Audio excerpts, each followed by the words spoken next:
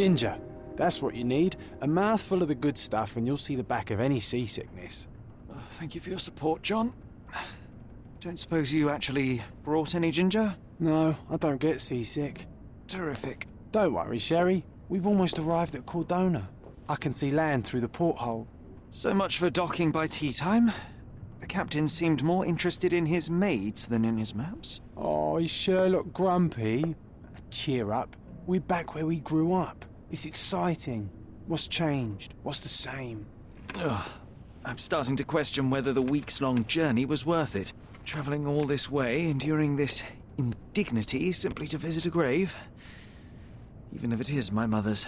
Ah, that's just Mycroft's nonsense, still rattling around in your head. Try to forget what he said. I have. I believe it was that this is a performative farce, a feeble excuse to avoid responsibilities, and that there was nothing to be gained from it. You needed to do this. Enough of the self-pity and doubt. So we're a little late. What of it? We'll retire to the hotel and visit her in the morning.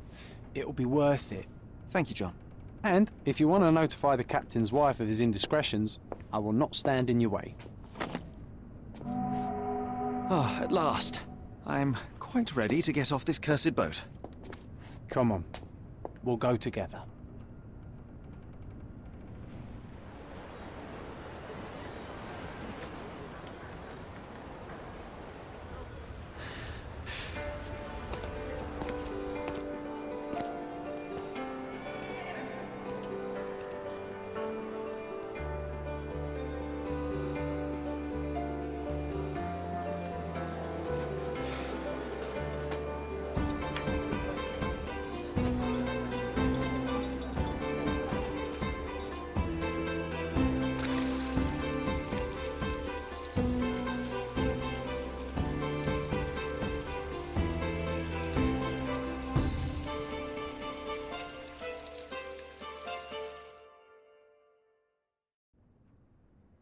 Hey, Sherry, come on, catch up.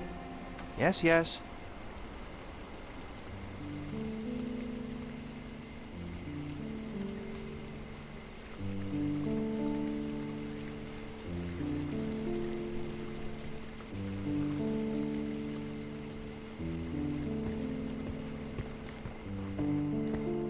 Sherlock, don't get lost in this huge garden. Follow the sound of my voice.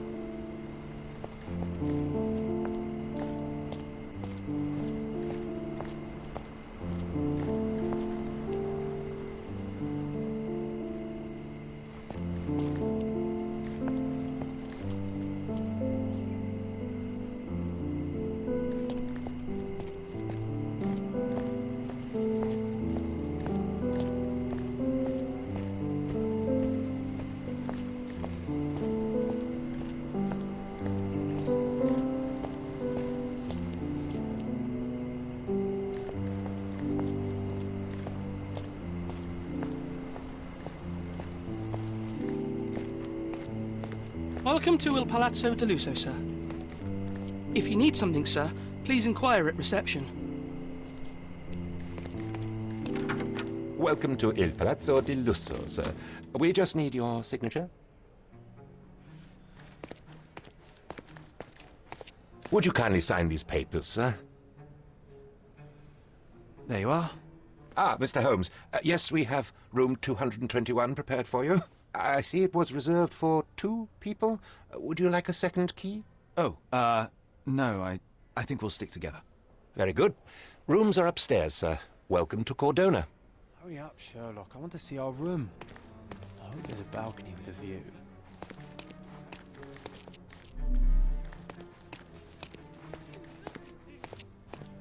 Hurry up, Sherlock. I want to see our room. I hope there's a balcony with a view.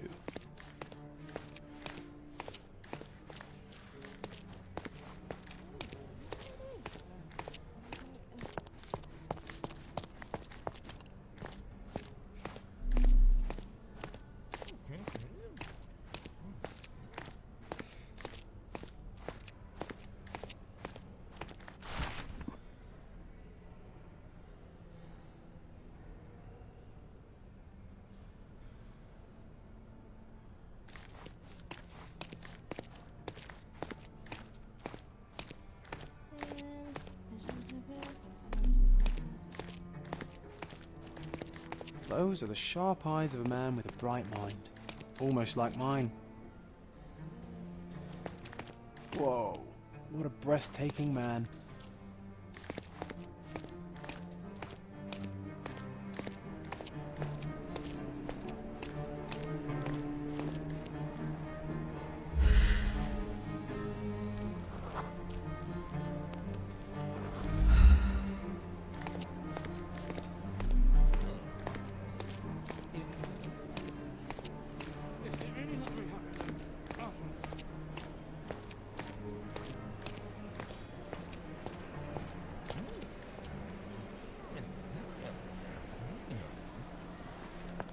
Backers would find this place incredibly dull, don't you think?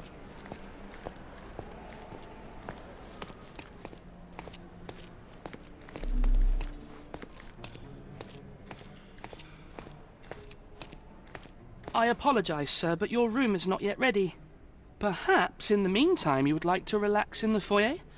Tonight, the restaurant is offering a complimentary marlin ceviche to all our guests. Let's check what they have on offer.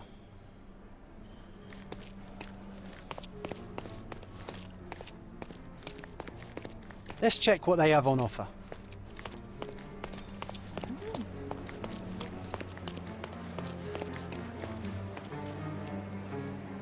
If seafood's not to your taste, everyone loves Benedict's batch. Our poached eggs with hollandaise sauce. Hey, Sherry, just our luck.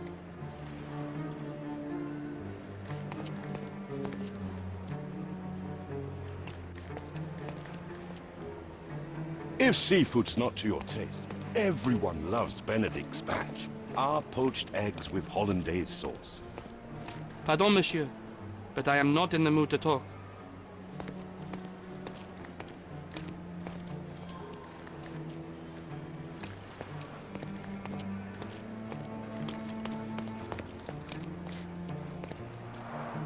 A medium, John. Haven't we been through this already? Come on, it's not like we've got anything better to do.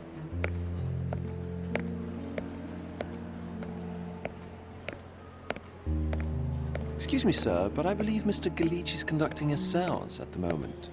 Perhaps you'd care to have your portrait drawn while you wait? Why? Pardon me? Why should I sit for a portrait? Sir, it's art. It doesn't need a why. It is its own justification.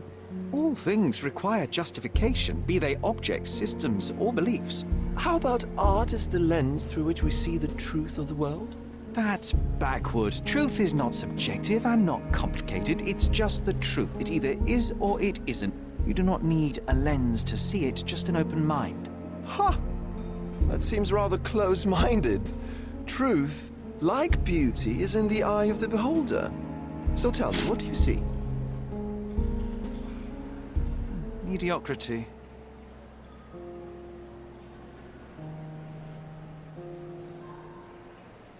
Come now, Sherry, what did he do to deserve that? The servant mentioned ceviche at the bar, Sherry. You should grab us some, and I'll find us a table. I'm starving.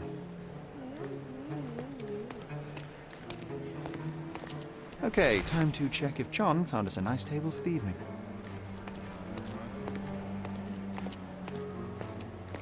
Sherry, I'm over here with my new Ursine companion. What are you waiting for? Put the dish down so we can tuck in. Cordona's even quieter than I remembered. It's going to be a long evening. Ah, come now, Sherry. What say we amuse ourselves with a little game? What were you thinking?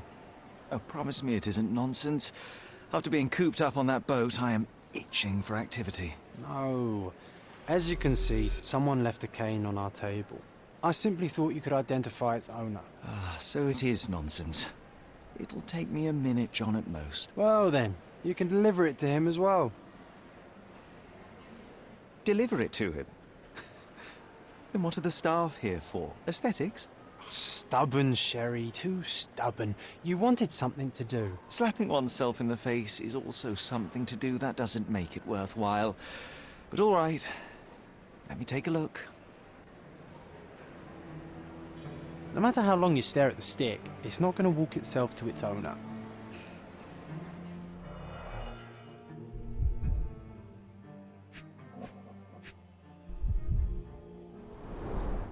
The hand grip is a head of a golden Javanese statue, probably stolen from a temple. The dents suggest it has been used as a bludgeon. A crest depicting a bulb of garlic in a meadow, perhaps the Fielding family or Meadows, or Craven, from the Old English name meaning garlic place. The cane is made of ebony, it's worn uncared for, and bears the scars of numerous hits. This cane is an expensive and ostentatious weapon.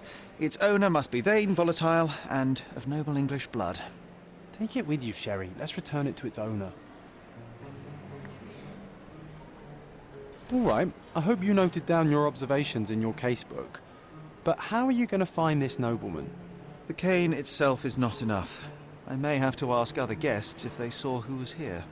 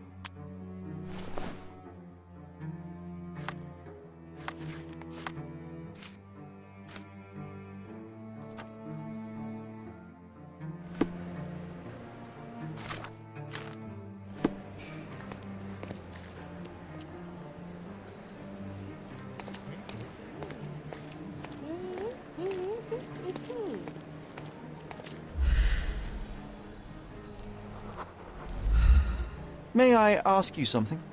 Of course. Stop me when you've had enough.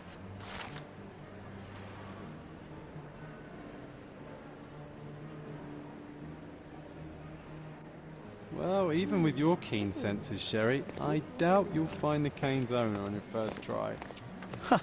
And would you be confident enough to bet on it, my friend? Why not? Let's see how good you really are.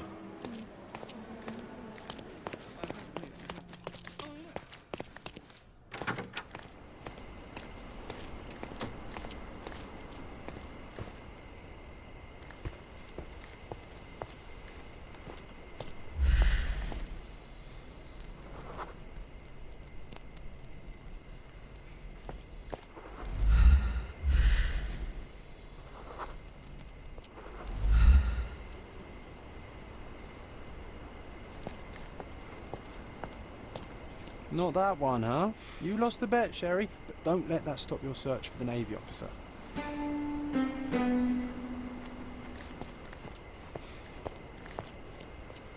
I didn't see the owner, Sherry, so I can't help you find him.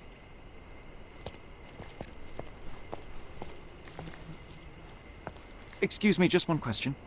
Oh, I'm sorry, but that's beyond my knowledge.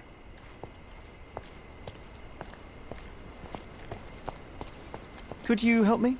I can't help you with that, sir. Everyone's looking at us, Sherry. You sure you know what you're doing? May I ask for your assistance? I can't help you with that, sir. Do you know anything about this? My dear fellow, you're talking to the right man.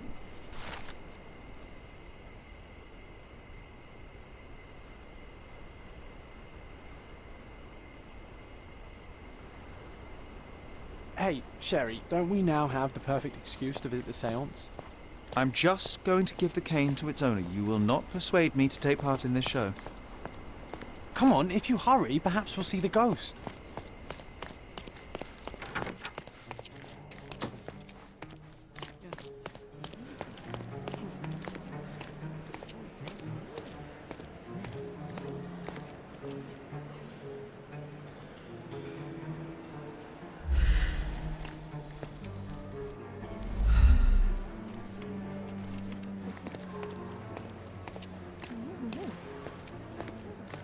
Come on, if you hurry, perhaps we'll see the ghost.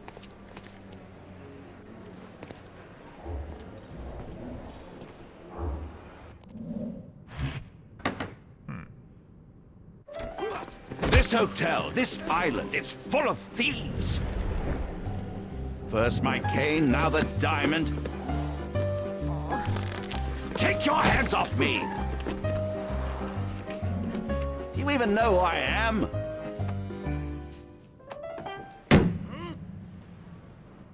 Hey, boy! That's my cane! I get that a lot. It's a very common design. What? No, that's a custom-made... A joke. A joke. It was left at my table in the restaurant. I thought it deserved to be returned. Well, I'll be... It is rare to encounter a straight-fingered true penny these days. What a gentleman. But I must ask, how did you know I was the rightful owner?